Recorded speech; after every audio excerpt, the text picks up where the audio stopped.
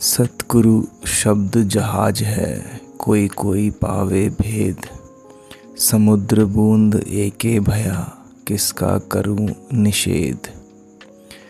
सतगुरु शब्द जो है वो बहुत विशालकाय है। उसकी महिमा कुछ ऐसे है जैसे कि पानी में तैरता हुआ जहाज।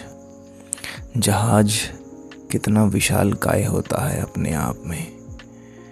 छोटी सी नाव की बात नहीं चल रही है, जहाज की बात हम कर रहे हैं। जहाज में एक नहीं हजारों लाखों सवार होते हैं। ऐसे ही सतगुरु हैं, ऐसे ही सतगुरु शब्द हैं। उसमें बहुत विशालकाय अथाह गहराई है। ये भी कह सकते हो कि सतगुरु के शब्दों में उतनी गहराई होती है। कोई कोई पावे भेद, कोई बिरला ही होता है जिसको इसका अंतर समझ में आता है। अब जब जानने वाले कहते हैं कि कोई कोई पावे भेद, तो अहंकार को इससे बड़ी चोट लगती है। वो कहता है यार कोई कोई क्या मतलब, मैं नहीं हूँ। और जिसका अहंकार बिल्कुल हवाइयाँ मार रहा होगा आसमान में, वो बोलेगा अरे ये कोई कोई मैं ही तो हूँ। वो ज़रूर अपने मन में यही सोचेगा कि ये मेरी तो बात चल रही है। चलो मैंने मान लिया कि वो कोई कोई तुम ही हो, लेकिन बड़े बड़े महानुभूति ऐसे हैं उसके बाद भी मौन में स्थापित नहीं होते हैं।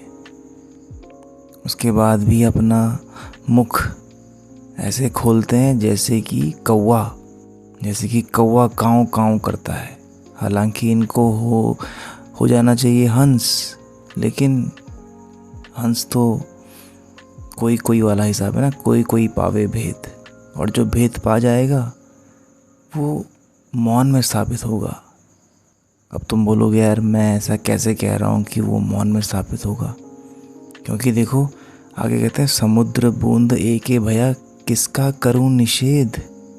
कुछ बचा ही नहीं भाई, निषेध करने के लिए कुछ बचा ही नहीं है। समुद्र और बूंद एक ही है। समुद्र से तुम बूंद हाथ में निकाल लो, फिर भी वो बूंद जो है फिसल करके समुद्र में ही चली जाती है। तो समुद्र में बूंद में कोई अंतर नहीं रह जाता है, तो कुछ बचता ही नहीं है भेद करने के लिए, भाव करने के लिए, बदलाव करने के लिए, ऊंच नीच करने के लिए। यस, सीधी भाषा में कहूँ तो फालतू की बकवास करने के लिए। अब तुम बोलोगे यार ये जो वक्ता है ये भी तो फिर बोल रहा है ना। हाँ, मुझे बोलना पड़ता है क्योंकि मेरे पास कोई विकल्प नहीं है। जिनके पास विकल्प अभी बचा होता है वो करते हैं निषेध यहाँ वहाँ, वो निकालते हैं तुक्कमबाजी, बिना ये जाने कि शब्द में कितनी गहराई होती है। कि वो तो सतगुरु शब्द जहाज है, जहाज के समान होता है। उसमें एक नहीं हजार नहीं लाखों पार निकल जाते हैं, लेकिन वो भी बहुत भीड़ से छट के आते हैं। और उसका प्रमाण एक ही है, उसका आँखों देखा प्रमाण यही है, समुद्र बूंद एके भया। अरे एक ही हो गया भाई, एक ही हो गया। अब इसमें कहाँ रह गया तर्क वितर्क करने को। तर्क करने के लिए मना नहीं किया जा रहा है, लेकिन तुम जिंदगी भर दूसरे से ही तर्क करते रह गए और कभी खुद में झांक कर नहीं देखा, तो काहे का तर्क हुआ। वो तो बेवकूफ़ी हो गई ना, सीधी सीधी। तो खुद को देखो यार, किसी और को मत देखो।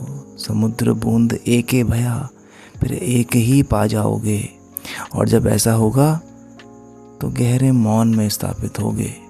ये नहीं कि लगे हैं कौवे की तरह काँव काँव करने में। एक ही भया समुद्र बूंद, एक ही भया